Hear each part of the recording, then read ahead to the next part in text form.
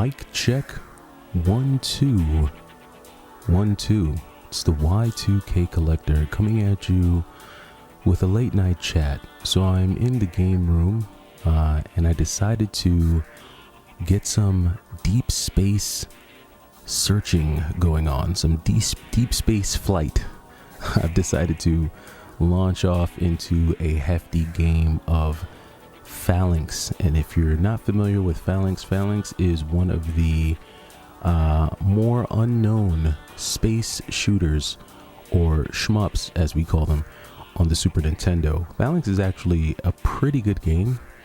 I think, there isn't the worst thing that you could say about the game Fallinks is that there's nothing about it that truly stands out amongst its peers. It kind of just is like middle of the pack when it comes to shoot 'em ups. In fact, I think the intro for Fallinks and the cover art is more intriguing than the actual game itself. In fact, the cover art for the game Fallinks isn't even a spaceship. It's a older gentleman sitting on what looks like a porch playing his banjo, and then like somewhere in the sky you see like something flying across the sky, which must be a spaceship. But be that as it may, I do think Fallinks does a good job of just presenting a shmup for us shmup lovers on the Super Nintendo. So that's what we're diving into this evening. And as we get into some Fallinks, I kind of wanted to talk to the Y2K crew just about what it means to be addicted, I guess, to retro game collecting or video game collecting as a whole. And it's something that I think the community, we talk about. If you're a collector, you talk about it. If you know folks who collect, it's something that I think has been a topic of conversation for a while now in the gaming community. And I figured it'd be good for me to give my take on it, because I recently got a comment on my channel from a subscriber who said that I have way too many games. He said, bro, you have way too many games. And oftentimes I do get the question, bro, why do you collect? Y2K, what are you collecting these for? They're useless pieces of plastic, dude. You're wasting your time. What are you doing? I get the full gamut of questions. And so I figured I'd take this as an opportunity to talk about physical collections, physical collecting, and wow, I just got blown out the sky. Physical collecting and what it means to have a collection. So let me first address the subscriber who asked a question, or the viewer, because I'm not sure if they're subscribed, but the viewer who asked the question, why do I collect retro games? I would have to say that my reasoning for collecting video games is multifaceted, or there's more than one reason as to why I collect video games. So the first reason, and probably the most important reason that I collect video games, is because of the feeling of nostalgia that collecting video games brings me, that buying video games that I played during a more carefree time in my life, regardless of how much I suck at them. It takes me back to a time where life was just carefree. And there are a lot of things in life that bring you feelings of nostalgia. Sometimes it's going back to your old neighborhood. Sometimes it's asking your mom to make that favorite dish that you used to make when you were a kid. Nostalgia in and of itself can be somewhat of a drug. It can be, because of what it makes you feel, how it makes you feel, I should say. In fact, I remember reading that feelings of nostalgia can be so strong that they have the ability to actually elevate your body temperature, which I thought was pretty intriguing. So it's clear that I have some level of addiction to nostalgia. Obviously, I'm aware that I cannot live in a nostalgic state all the time, right? I have to live in the here and now. I'm clearly an adult with adult responsibilities, a family, things and people that I need to take care of, responsibilities that I cannot overlook. And so there's definitely a time and a place for these nostalgic feelings, but just the vibe that I get is definitely one of the main reasons. So that's part one. Part two is that I'm a big fan of art. Like, I like art in all shapes and sizes. I actually went to an art school when I was a kid. I would spend summers at a school for art, and I was very musically inclined. I played a lot of instruments, and I was just into the arts, anything artsy, whether it was painting, drawing, sketching. I had my anime phase where I not only enjoyed watching anime, but I drew anime every day in 6th and 7th grade.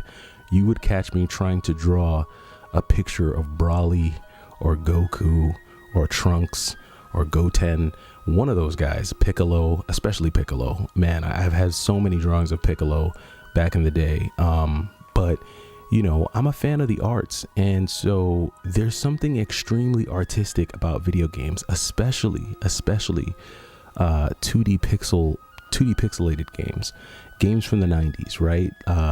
Shoot 'em ups, beat 'em ups. Sometimes the colors, the way the character sprites were just laid out across the screen. I just thought there was something super cool and artistic about it, and that's always intrigued me. And even beyond that, right?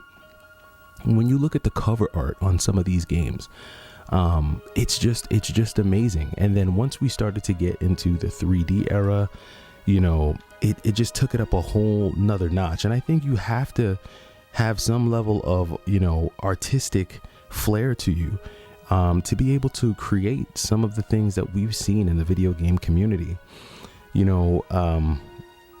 I remember one of the first times I saw my brother playing ActRaiser, and just seeing the background and, the parallax scrolling and everything like that, that was just so intriguing to me. And so to me, right, I view video games as pieces of art that you get to enjoy by doing more than just looking at them and hanging them on a wall. Of course, if you want to treat your game collection like art and just put it on a shelf and walk into your game room and stare at it every day, of course you could do that. I mean, that's what people do with actual art, right? But the beautiful part about video games is that you can actually interact with it. It's art that you can interact with. It's art that is challenging. It's art that forces you to be creative, forces you to use your reflexes, and that piece of it just makes it art on such another level, and that's what makes me drawn to it for sure. The third reason why I collect, and this is going to be more so speaking to the physical part of it, right? The reason why I collect physical games as opposed to digital games or the emulation piece is because I do value the physical aspect of retro game collecting. I do value the physical nature of collecting games. And I understand that there's a value. I also understand that there's inherent value in some of these games, as well as perceived value. But I'm also aware that that value isn't just exclusive to me, that there is a community that finds these games valuable. And so, much like any other piece of art that you would collect, whether it's a painting, whether it's a sculpture, no matter how expensive or cheap, just like any other piece of art, you're going to want to do everything you can to preserve it, right? Because there could come a point or a time where you're no longer able to have that piece of art, right? You're no longer able to keep it in your collection. And so, especially when it comes to digital, right? When something's digital, if you lose power, if you lose access to a server, things can go wrong. And of course, I've heard a lot of people say, all things rot, and it's true. All things rot. Guess what? You rot, right? We rot as human beings. And I can guarantee you this, my video games will probably outlast me. I'm almost positive of it. A piece of plastic is definitely going to outlive you. So saying that they'll rot and they'll go bad and they'll go stale and the games will break, you know what? You're probably right. But I guarantee you I'll probably break before they do. And so while I'm here and while I'm alive, I do want to collect them, because as long as I'm breathing, I'll always have the opportunity to either resell them to someone else who's new and just learning about the hobby, hand them off to someone in my family, doesn't necessarily need to be my children, But it could be anyone in my family, or maybe they're not in my family. Maybe it's just someone I know. Maybe it's a kid that I come across when I'm like 50, who happens to tell me how much he enjoys retro games. And I now have this opportunity to bless someone later on down the line with an amazing collection of games that I think are awesome, right? So it's that perceived value. It's also that objective value that we know is there, right? Based on what we see on price charting, what we see in eBay. There is an actual market built around video games, built around retro games and the folks that enjoy them. And so it definitely, to me, makes sense to do everything I can to preserve this, because we never know what's going to happen. I always think about the movie The Book of Eli, and when you watch the Book of Eli, you'll see how much they appreciated some of the simplest things. They, things like baby oil and toilet paper and shampoo, all of these things that seemed so, inconsequential, things that were just no one cared about. When you look at the Book of Eli and you see the state of where the world was in, when Denzel's trying to make his way to the West. And if you haven't never seen the Book of Eli, I strongly recommend you check it out. But in the Book of Eli, it's set in this like dystopian future where the world has just gone to crap, and everyone is just scavenging for the most basic of necessities, and things like toilet paper and Q-tips and baby oil are seen as high-priced commodities, and everything is sacred, and we're doing everything to preserve as much of what we had right prior to this whole collapse of civilization. And so, we're trying to preserve all the books we can and all the games we can. And who knows, suppose there does come a day where we are looking to try and find all the games from pre the fall of civilization. I know I'm going to extremes, but that's what we do here on Late Night Chat.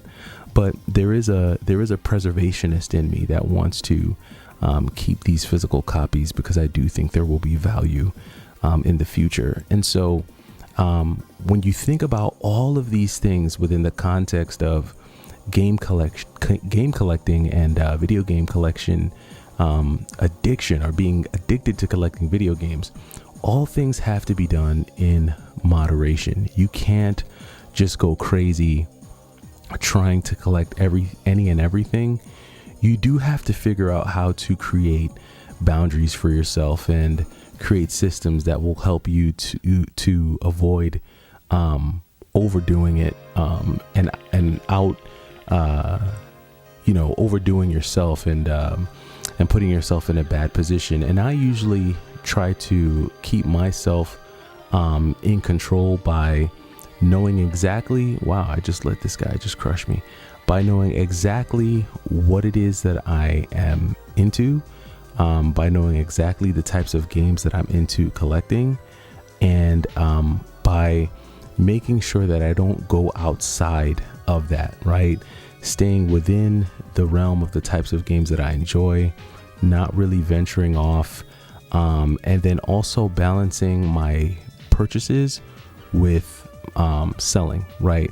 I try to keep my collection within a certain number of games so that it doesn't, get out of control, and I don't have more games that I'm actually, ever gonna play. I think I still have more games than I'll ever play now, but I try to limit myself. I try to give myself soft stops and safeguards and methods to prevent just going crazy, because we can all go crazy.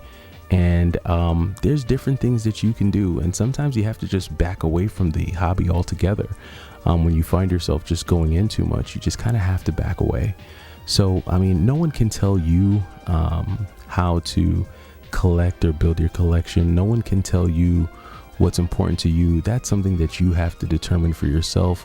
You have to figure out what you're willing to spend and what you're willing to do when it comes to buying and owning retro games. But I think all in all, there's a lot of other things that I could think of that are worse to be addicted to. No addiction is good. Too much of anything is bad for you, as they say, and balance is the key to life.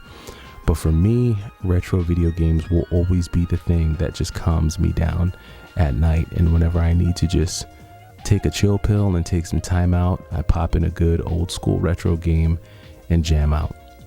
But that does it for me. Thanks for listening to me ramble here on a late night. It's the Y2K Collector coming at you on a cool Wednesday night, on a cool hump day. Hopefully you've been having a great week, and I'll catch you in the next video.